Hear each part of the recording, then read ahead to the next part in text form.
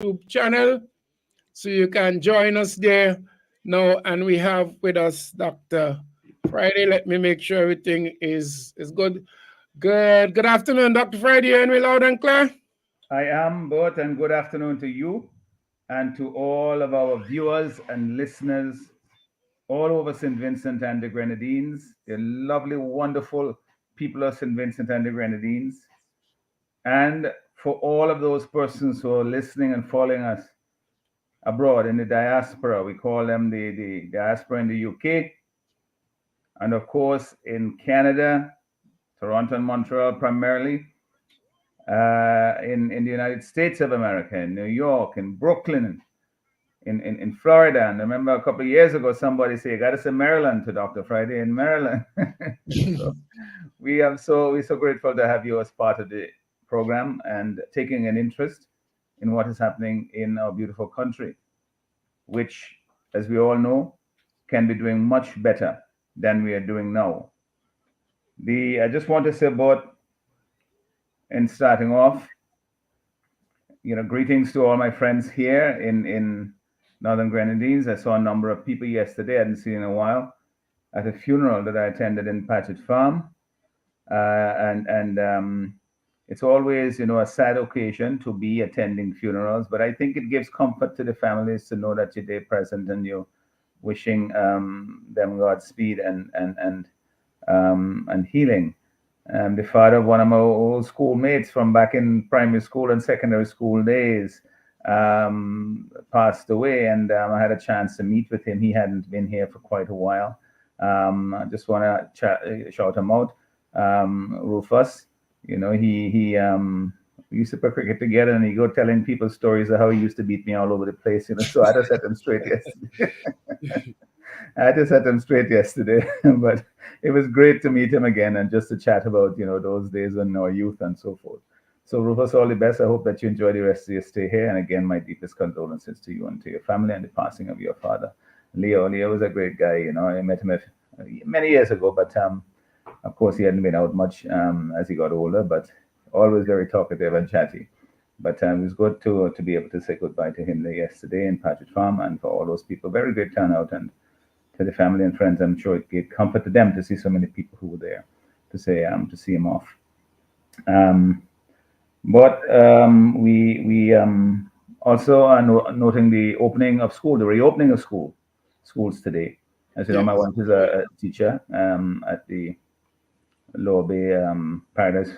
I call it Paradise, used to be Paradise, but the Lower Bay School Inc., which is located down at Lower Bay, and they have restarted as all the primary schools and secondary schools have today. Let me just say all the best to the students and to the teachers and to the parents and to the guardians and the elder siblings, because it takes all of them to support and educate the children. And it is when you think about it, there's no other job or calling or vocation, however you wish to put it.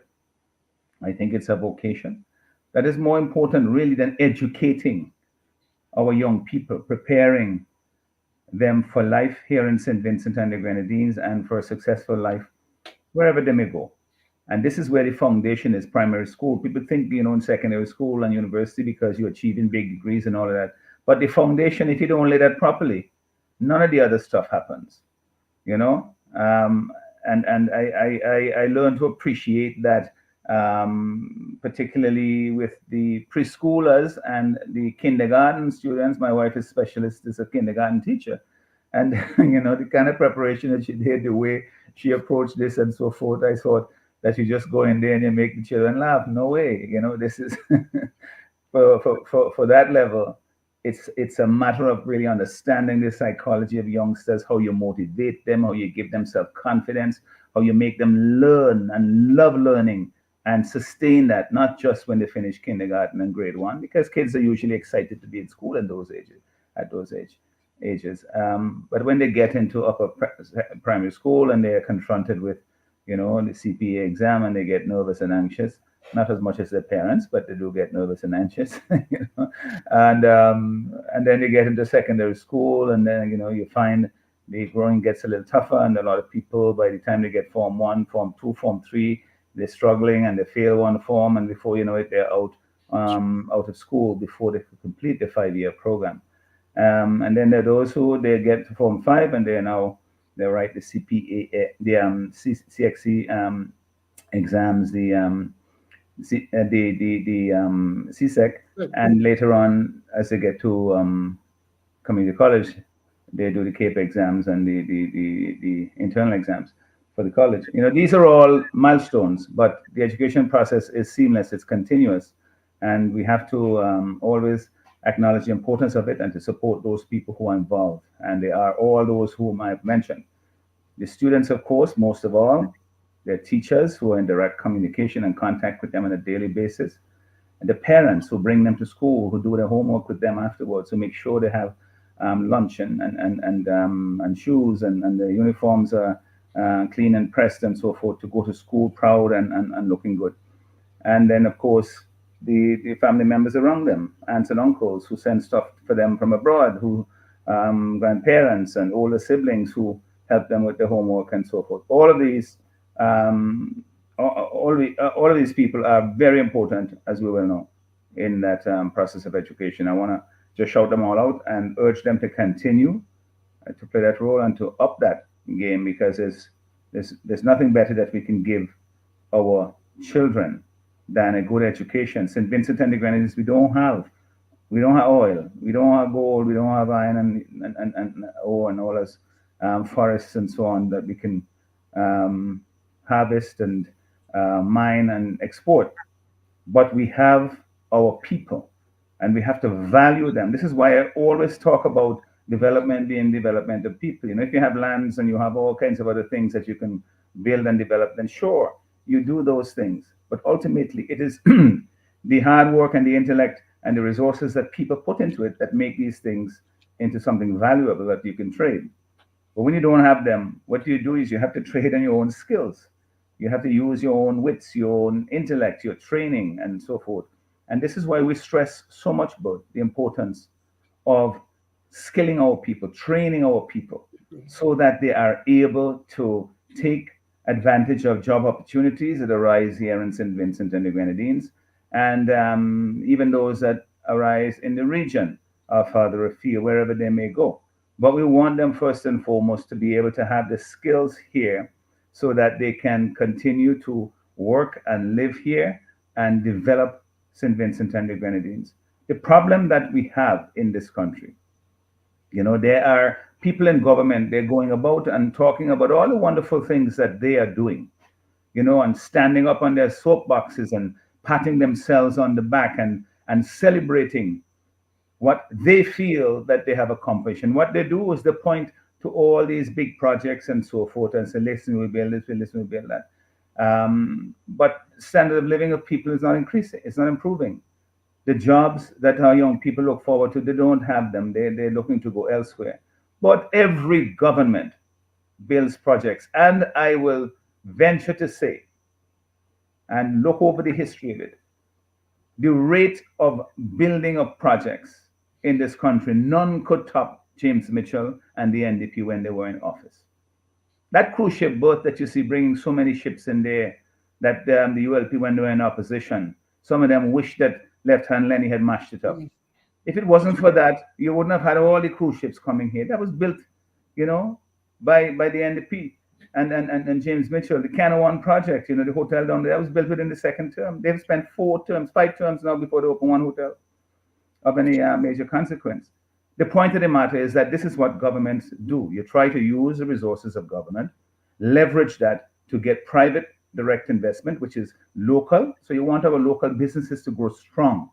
You want our local business people to see other opportunities and expand, like in the days of past, when you had retailers and traders like PH Vieira, who then went into manufacturing and so forth down at the CGC, and you have other local business owners saying, we're not just going to do retail sales in Kingston, but we're going to start making things and selling them here and in the region. And that is what you want, is to give our business people the confidence, our local people, to say, well, yeah, we can then take whatever we've earned in our other business and then take a chance on something else that may bring a better return, that will create jobs, that will create profits, because they're business people, that will have a surplus for them. And then ultimately, they are able to export, because we are a very small economic base here. 110,000 people can't sustain much in the way of production, because very quickly you have supplied everybody who can purchase in that market. So you have to be export oriented. You have to find a way. That is why the OECS has, they've come together out of necessity and said, let's form an economic union within the OECS. So you have free movement of people within the OECS, which we've had since 2009. I remember when that was being put forward, and we supported it from the beginning, because, as you know, one of the objectives of our constitution, that is the constitution of the New Democratic Party, is to further and deepen economic regional integration. That's how much Sir James and the founders of our party believed in regional unity and regional integration for our own self-interest. It's not just out of an ideological commitment. It is because we recognize that for our economies to thrive and for us to continue to make a better living for our people, that we have to make the economic base on which we operate larger, more efficient, and generating more surplus, so that we can then pass it on to do other things, buy stuff in your schools. Oops, what happened there? Just it may seem like we Dr. Friday is dropped out there. Let me see what's the issue there. Try and get it remedied. So just bear with us a minute, please. Apologize for that break. Let's see if we get back in Dr. Friday.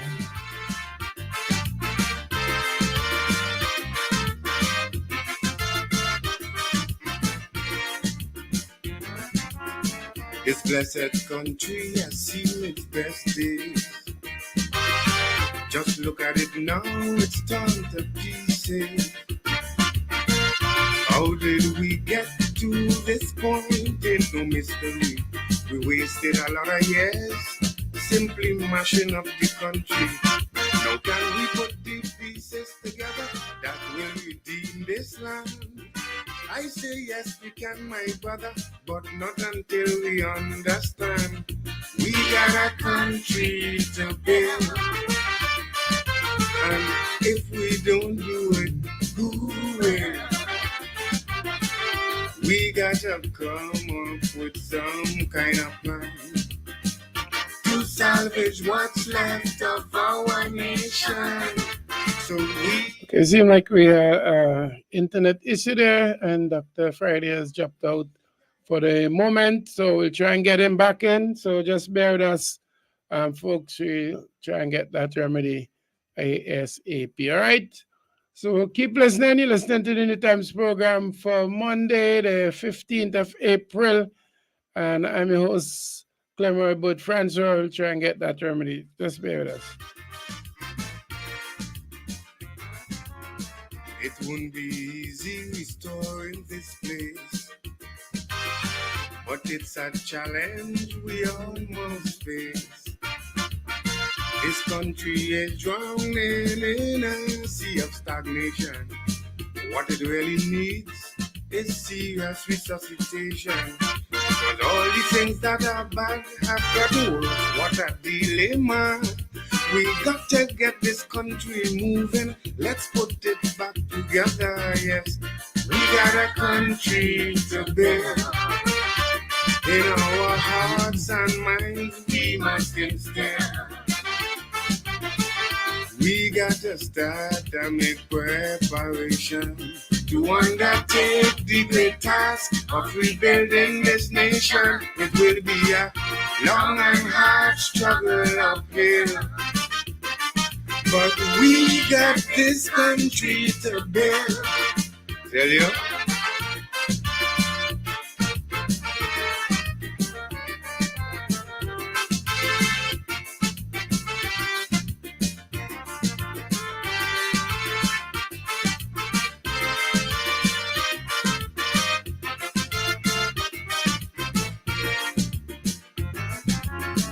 The leaders here, they don't have a clue.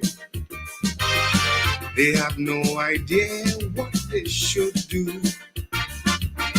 That's why we can't rely on them to make things better. Cause every time we do, they only make we suffer. So we gotta mobilize ourselves and make a contribution. We the people gotta be involved in this country's reconstruction, yes. We got a country to build. It's a commitment we all must fulfill. Let's build it for the next generation, so that they will not inherit a shattered nation. So bring all your tools, your ideas, and a strong will. Cause we got this country to build. Okay, we're trying to get that issue sorted out. I'm just double checking to see if it's from this end or from Dr. Friday end. But Dr. Friday was with us, and we hopefully will get him back in a few. Making the point as usual that we need to have that kind of contribution to the business sector and in terms of getting things moving again, and that the government of today is totally lost in terms of this. They're not doing anything. We have to update the skill set in St. Vincent and Grenadines on par with anywhere else in the Eastern Caribbean, or even in the Caribbean generally, because it had a time, as I was saying earlier, that I think Dr. Friday is back with us. Let me see. Yes, so we're back up.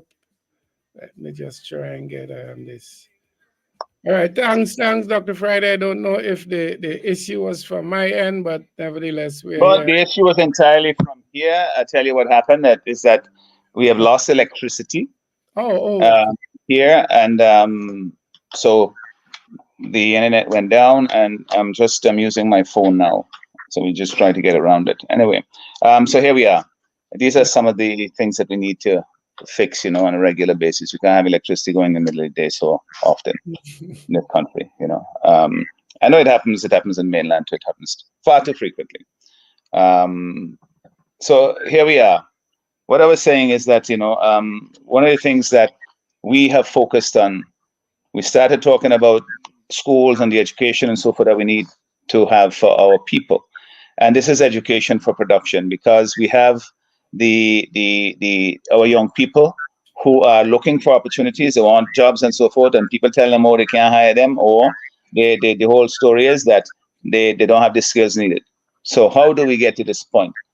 So we have to create the education system opportunities for our people to learn not just the usual stuff that we have become used to over the years, and which is necessary as a foundation, but they also have to learn skills, training in skills. So one of the things that we will do in government is that we are going to upgrade the offerings in technical and vocational education to a higher standard, so that our people become certified and are comparable, they can compete with people from around the region, because Guyana and Trinidad and Jamaica have very highly skilled people. They have certification and so forth.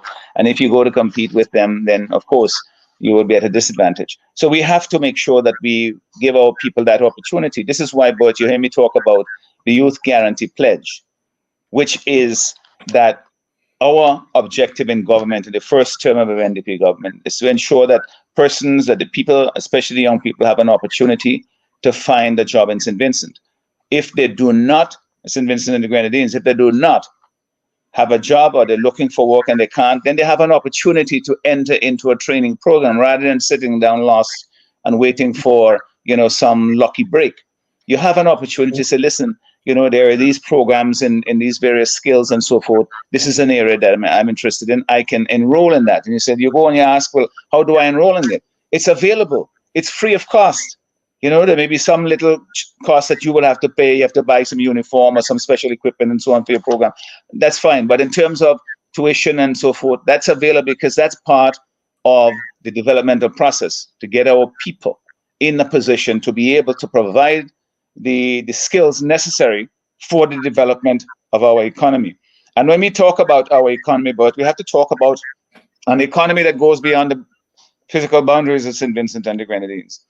Primarily, we go to the OECS first because we already have the free movement of people and capital in that particular space, but also within CARICOM. We have to prepare ourselves to become more capable of competing regionally so that we can build on a platform that helps our producers, whether it's in agriculture, in manufacturing, in fishing and so forth, to produce more efficiently. That is called raising the productivity of the of our producers, of our businesses, of our individual producers, so that they can compete regionally. The ULP, they promised that in their 2020 manifesto.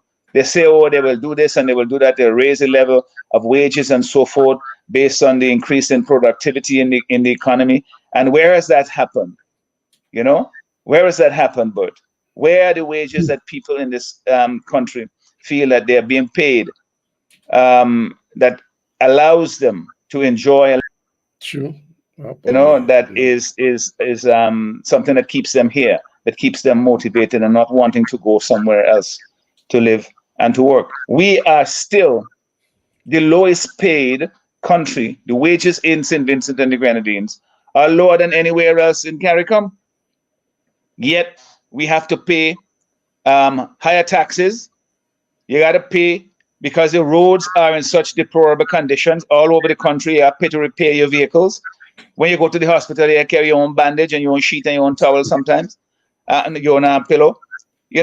So what are the services that government, are providing that helps to increase or improve the living standards of our people? When we have to pay all of these things more and more out of our own pockets, and government are not doing the things that they're required to do, which is to repair the roads and maintain them, then it means that the individual, whether it's a truck driver or a taxi operator, a van driver, van owner, or a private vehicle operator, when you have to fix your shocks and your tires and your suspension and all them things more frequently, that is an indirect tax on you because you're paying the government already to fix them. They ain't fixing them.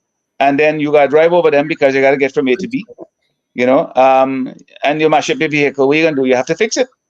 That's an indirect tax on you when the government should have been fixing that out of your taxes. And we know the examples all over the place. I could cite from my own here, but all over the country. Once you get off the main road, you're basically, it's like Cat Road, in some of the areas that you go. And they talk about progress in this country. But we also have, but all of those things come from, one is creating an economy that really works, that is producing taxes and other indirect revenues for governments so that they can keep these things in an operational state, that they can fix them so that the roads work, so that a hospital has bandages and have medicine, basic medicine. We ain't talking here about fancy heart medicine, or if you have some chemotherapy treatment. And so I'm talking here about blood pressure pills. True. I'm talking about diabetes pills. You're talking about basic medication that costs, $6 and $7 in the shop, $10, $15. And people are having to take a chance when they can't get the medication that this well laying about it to them, or this week they'll wait and go back next week and see if they get it. When they know that they're taking a chance with their own life because you don't know how that's going to affect, well, it can't do any good, to affect your hypertension or your diabetes if you don't get the proper medication. But so many people are not doing so, not getting it. But we also have, to encourage our local private sector. Let's put it bluntly. Government cannot build an economy. They tried that in Russia. Governments cannot build an economy. It is not efficient, and it can't compete against economies around the world where the private individuals do the investing and government does the facilitating. That is the effective partnership that now works. So when you talk about here the present approach of this present government, where they are suggesting that somehow government is, they're the smartest, they have the most capital at their disposal, they could borrow and beg, and they could invest in all kinds of things. They can do big projects, and the local businesses, they're kind of backward and they're small and they're timid and they're this and so on, and you're putting them down and making them feel, that they really are not taking advantage of opportunities in the economy when the government is plowing ahead and doing all kinds of magnificent things. But not one of them in the government is risking their own capital. When they go home, they have their money still, whatever in the bank, from their salaries or whatever investments that they've made. They don't risk anything. Is when you invest in government money, you ain't risking nothing. What you're doing is you're using government's money to invest in things that we hope will create a base now for other people to then use that to develop the economy, to grow their businesses and so forth. And you don't look at those people with jealous eyes and say, well, listen, them people getting too big. That's what has happened in oligarchic Russia. You get too big there and they say, oh, no, they have to small you up. But here in St. Vincent, the bigger our local businesses get, the better. That's what we should be doing, encouraging them. Don't feel that they're getting too independent and we can't control them if they get too independent and so forth. That is how these fellas here operate, Is that you can't go too far ahead of them because they want to make you know that it's because of we that you get where you're going. And so you have to hold steady until you get permission to do this. And that's why people are afraid to invest. That's why people they're reluctant to invest, because they know one foot wrong in the political arena and they can chop you off at the knees, and next thing you know, your business suffering, and you can't. When I say chop you off at the knees, of course, metaphorically, that the business can't succeed and the business can't grow. That this is that culture has to change. And what we need to do, but in St. Vincent, we don't really have an entrepreneurial culture, and we need to develop that. And there's some historical roots to it and so forth, that people, you come from families of limited means. They made that, they're living from working for other people or working on a farm or so forth. And then what they do, they educate their children. And of course, when the children become educated, those who get to go to university and so forth, they come back, they want to get a steady job. And where's the steady job? They're in government. And so that is what tends to happen. Government siphons off most of the brightest and the best to go into government. But most of the economies in the world where, there's entrepreneurial spirit and where there is growth and lively activity, most of those people will go in the private sector, because that is where the dynamism is, and that is where the better pay and so forth is. That's where opportunities are unlimited. But we ain't reached that level yet in St. Vincent and the Grenadines, but we need to work towards creating that culture. There are a lot of young people nowadays, they don't just want to go into a job. They want an opportunity to start something for themselves. They're looking for a way to have their independence and to have the unlimited potential for growth, rather than simply, knowing that this is what your salary is going to be for the next 10, 12 years. That is what young people are looking for. So you find a lot of restlessness, that even if they get a job, they're not satisfied with it, because first of all, they're not getting paid properly here in St. Vincent. We're getting paid lower than anywhere else in the region. And then secondly, they have ambition and they have ideas, and they want to be able to see how they could use that for their own development. And that is what the environment, when we talk about an innovation hub creating in St. Vincent and the Grenadines, it is to take advantage of that spirit within our young people in particular, that zeal, that desire to create something better for themselves. And in so doing, create bigger opportunities for us here in St. Vincent and the Grenadines. There is no reason why, those persons, their ideas cannot be given the opportunity to flourish. We understand in the small economic space that we have, it limits opportunities. But nowadays, because of globalization, because of the internet, where you have essentially in that field, you have a level playing field. A young person here in St. Vincent basically uses the same apps and have access to the same kinds of information as a young person in California or in South Africa or some, Australia, far off place, because of the global impact of the internet. But all of those things, we have to harness them here for us as well. Don't feel like we always have to be riding on the crest of it rather than trying to help to create it and to benefit from it, that we are just consumers of it rather than creators as well. We want to give our young people that opportunity, that hope. Electricity has just returned. But we have to create that in our economy. We have to create that as policy by government. It doesn't happen by itself. And just building one big project here and say, okay, well, let's go and see what we can make of it. That is not the way you do development, Development is ultimately about people, linking our people to the limited resources we have and to the unlimited intellect that they have, so that we can develop our country in a way that is, we don't have to look down, or I should say look up to anybody else, that we are equal in terms of our aspirations, our skills, our abilities, even if we are limited in our opportunities. But those opportunities is what we are seeking to create more and more of in this country. And we will think outside the box as a New Democratic Party government, and to find ways in which we can create opportunities for our people, make our country more dynamic, make our young people, their aspirations and dreams realizable here in St. Vincent and the Grenadines, not just that they have to go elsewhere. If they want to go elsewhere as a matter of choice, that is their choice. That is, we will equip them and prepare them so that they can compete anywhere in the world. But we would naturally prefer for them to be here and to find good paying jobs here, to set up their lives here, to inherit their parents and their grandparents' little piece of land and build a house and so forth, and to make that affordable. And this is why, but we are so interested as well to say, if you go and educate yourself and you had to borrow money and so on, we will make it so that you could pay back that loan cheaper. If you can pay 4.5% or 4% interest on a student loan, think about how many thousands, tens of thousands of dollars you save over the life of a loan, of say $200,000 you borrow to go and educate yourself.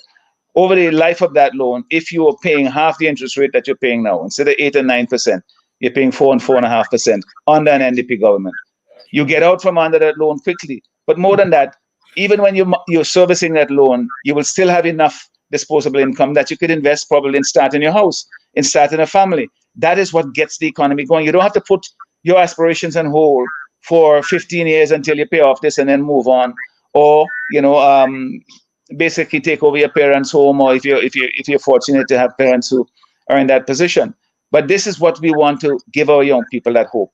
And when we do that, we believe that we release a potential that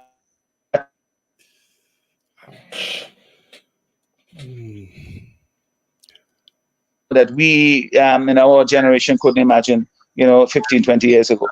That is the kind of country I want to create in St. Vincent and the Grenadines, and it's possible. What we have now is stale and backward, and all talking about, all this negative stuff about, and treating people as though this politics is some sort of entertainment thing.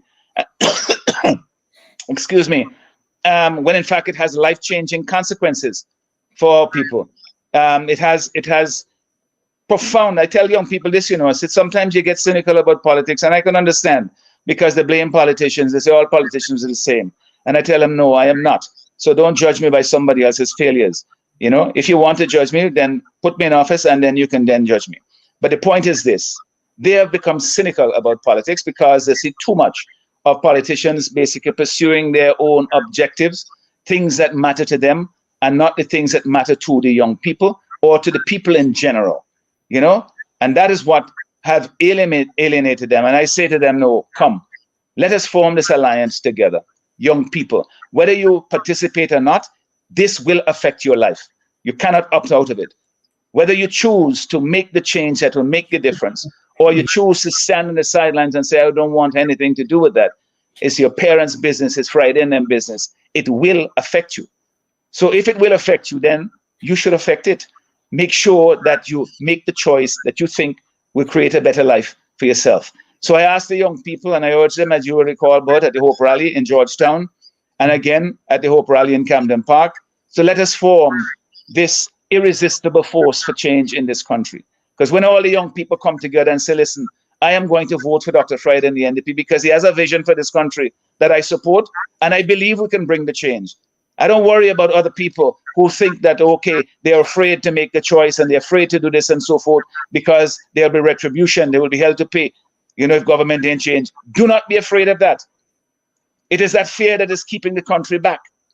Let us come forward and say we want to make the change, and we are going to make the change because that is our right and our duty, quite frankly, to do as citizens of this country. So let us form that irresistible force for change in the country. And when the young people decide to do that, nobody can stop them. And I tell them that. I said, you have that power, When you decide, you register to vote, you get your friends and your colleagues to vote, and they say, we're all voting this way, guys.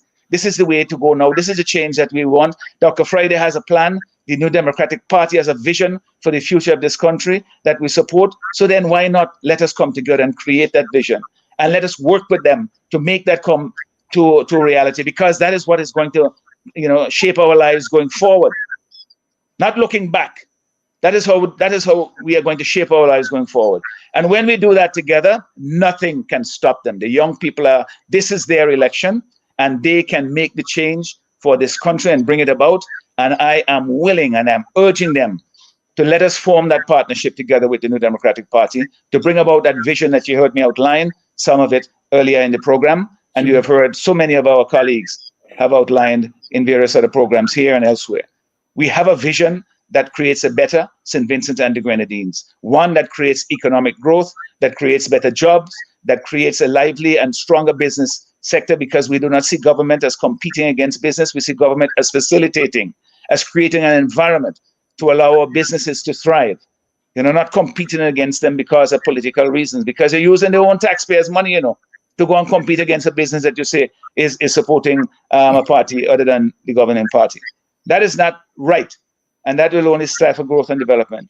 So help us to create that vision for change that creates a better economic climate, better jobs, better export potential for our businesses, give opportunities for our local business people, create a safe environment, and one that is governed by the rule of law, that encourages foreign investors to come and invest in St. Vincent and the Grenadines in areas that we need that investment, and create a vibrant economic space in this country. Government borrowing and getting grants and so forth, that is not an economy. That is where the government essentially should be setting the basis for the economic growth that we want in this country, that we need in this country. That is what we are focused on. That is how we will govern. That is how our approach will be, because we believe it's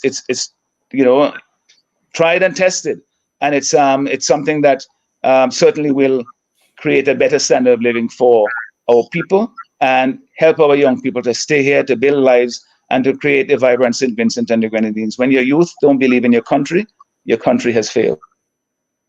It has failed them, but it has failed as well as a country, because we need the young people to be able to take over from us, boys, to be the energy, to be the ones who challenge the status quo in terms of how we do things, who will look for different ways of doing things, who think outside the box, who in a position to take chances because they don't yet have a mortgage, they don't have a family, they don't have children and going to university. They're the ones who they're capable of taking that. So don't let us underestimate the potential of these bright and capable young people that we have educated, and then we have told them basically there's no place for you here under this present administration. This is why we focus so much on them. This is why we have the Youth Guarantee Pledge. This is why we talk about creating TVET on par with the community college. So give our young people opportunities. This is why you hear me talk about the National Athlete Program, which give our people with athletic ability something to aim for, to develop that skill. This is why you hear me talk about the new economy that says that the artists and the creatives in our country will have a place to say, well, listen,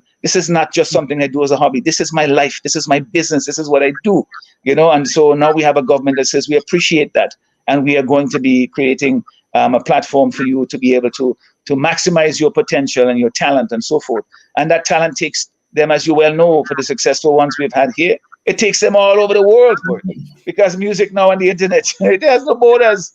And so you have a good song is here, it's a good song in England, it's a good song in Japan, So the potential is there. And so we want to be able to harness that, because we know we have tremendously creative people here. St. Vincent and Grenadines is one of the most creative places in the Caribbean. I don't hold that, I don't say that lightly. and I have no apologies to make to anybody, we are one of the most creative countries in this Caribbean region. So we should be able to maximize that, give our creators an opportunity to be able to take it to the next level. That's what we will do in the NDP. That's all part of our economic plan, but it's not just about culture. Culture is critically important in shaping our identity as a people. But we want to also to make it that those persons who operate in that space, who choose this as their way of making a living, that they have the best chance of doing so. And that's what we will do. Thank you. Thank you very much, Dr. Friday. Dr. Friday, in terms of the comparison or the major difference between a young person who want to start a business having to go to a normal commercial bank as opposed to the development bank that the New Democratic Party had put in place, the major benefits? Well, but here's this. I heard you saying at the outside of the program that, cash is important. Credit is also critically important. The credit is where you get the cash from, when you go to a bank to operate your business. But, the banks here, they tend to be very, conservative in their lending approach because, the risk in an economy like ours is high. And it's hard to do a successful business in St. Vincent because of the limited space, the opportunities you have to get things right and so forth. That doesn't mean to say that we don't find a way to support those that have potential to succeed. And where a lot of local business people with entrepreneurial spirit, people with an idea that they want to fund, they can't get loans from the regular commercial banks because they don't meet the standard banking criteria. And that is, that's their business model, that's their business. But we can't, as an economy, as a country, as a government, accept and say that these people who have good ideas, but because they can't get funding from a commercial bank, that's the end of it. We have to say as government, let us then come into that breach and find a way to allow those persons to get the financing that they need to be able to get the guidance. It's not just financing, it's guidance as well. So we have proposed to reestablish, it's not new, but we are reestablishing the National Commercial Bank. Other countries in the region have it. Reestablish a national commercial bank whose primary objective is to enable local businesses to be able to get funding, to have credit, to have loans so that they can take off their business, and then to do so in a way that doesn't oppress them, with 14% loans and so forth. But it is not just a matter of providing the capital. The idea that we have, because it's going to be business oriented, this is not just for, you get a mortgage and so forth and you build a house. Those are important things, but you can do that in the commercial bank. This is about getting the businesses, the ideas, the ones where there are greater risks involved and so forth, that the commercial banks will not take up, to be able to develop and grow. And so we will have, as part of that framework, also, you have volunteer persons who have provided their services, whether it's accountant, persons who operated businesses in the past and have retired, people who are in IT and so on, people, lawyers who have provided this, who will provide this assistance, sort of I don't know what is a mentorship, but it's more like an environment where these persons can have advice if they need it. And in fact, they will be steered towards it by the bank and say, listen, you have a great idea, but I could see you make a nice, good potato chip or whatever, but your business senses, it need a little tweaking. So you need to be able to listen to these people, sit down and talk to them, give them the answers that they want, and then they will help you and guide you. And they're doing it voluntarily, they don't cost you anything. Because we want those persons, those businesses to succeed. And then when they succeed, then they can go ahead, repay the loan, and they move on to doing their business, and then that will then go on to somebody else. That's the environment. And the bank itself is not a profit-making venture. It will be capitalized to a certain level, and some of the initial funding will go to increase the capitalization of the bank. But it will be basically the primary objective is to get these businesses working successfully and then to move on to help others, not to generate profit for government, which is what the commercial banks do. That is That is their businesses. But this is more of a service created by the government in order to get our economy going. That is not to say that people who borrow money will not be expected to repay. You must repay, because that is the only way it is sustainable. So, irrespective of your political orientation, you are entitled to use the services of this institution, and you are required to adhere to the principles and the rules of obtaining the services of this institution. That is to say, to listen to the guidelines that they have put out, take advantage of the support mechanism that they have built up around there with professionals and so forth to provide advice, and then also to service the debt in accordance with the loan agreement that you have signed with the institution. That is the only way it will be sustainable, and that is what we intend to make it. It can't just be, something that people come and think, well, this is a freebie from government. No, it will not be that. So I'm just putting your notice right from the very beginning. Thank you very much, Dr. Friday. It's 7 minutes to 1 o'clock. You still on your phone, right? Yes, I am. Yeah. So you have current now. You said. Yes. So what I'll probably do is take the break now, so we make any adjustments that needed, and then we come back. Okay, excellent. I would prefer to use the computer if I can. Yes. Right. Okay then. So thank you. Okay, so send it back. Send the link to me again.